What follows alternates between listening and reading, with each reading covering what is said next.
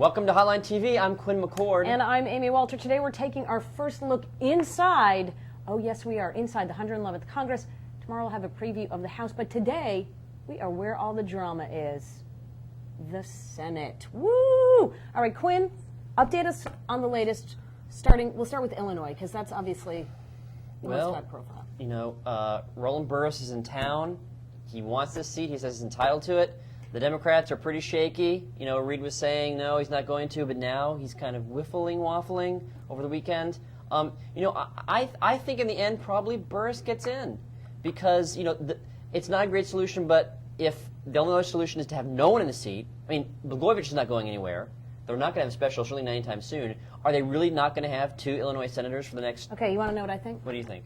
I think what's going to happen, they put Reid et al. Sign this letter, they stand by it, right? You can no longer sort of go back and say, all right, you're right, we were wrong. So what they do is they put it in a committee, right? They put it in the standards or whatever committee that is, ethics committee. They hope to keep it in limbo for the next couple of weeks. The legislature impeaches Blagojevich. Quinn is the new governor, and he appoints. To me, the issue then is, what does Quinn do?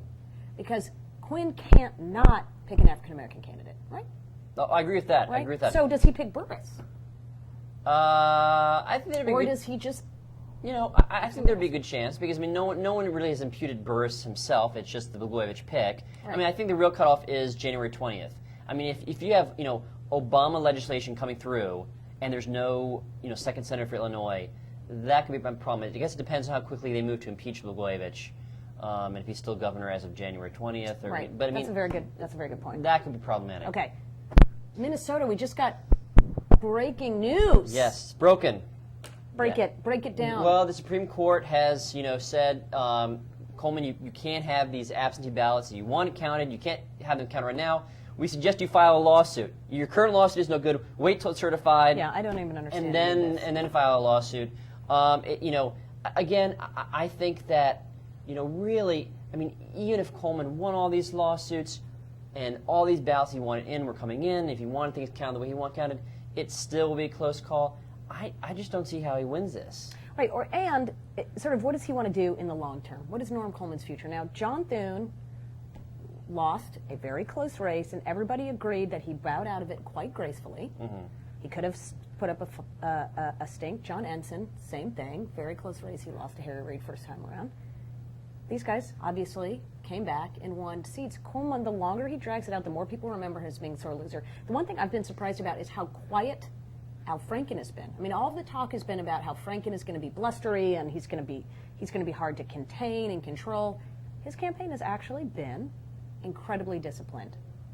Maybe this means he'll be a disciplined senator. Don't know if that's true, but I thought that was interesting. You know, things work out strangely sometimes. I mean, it is possible that, yes, if Franken is seated, Republicans will lose a seat for the next 2 years or 6 years or whatever.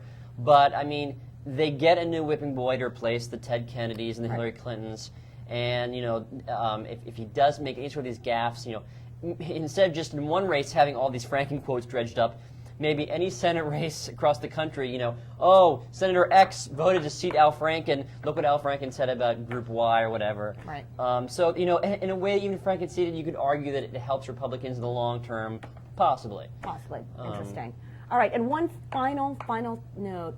Colorado over the weekend. Was it this weekend? It's all a blur right now. Yes, it was this weekend. All right, Michael Bennet. Right. Governor Ritter picked what all, it seems, in Colorado were surprised to see, a very dark horse candidate in the superintendent of education there. Yeah, and I guess Republicans are somewhat optimistic. I mean, the thing is, you know, you can say, well, is Bennet any better than House member X? But at least they've run for office before and have won a public office. And have had to raise money. I mean, and have had to raise money. And Bennet's done none of these things.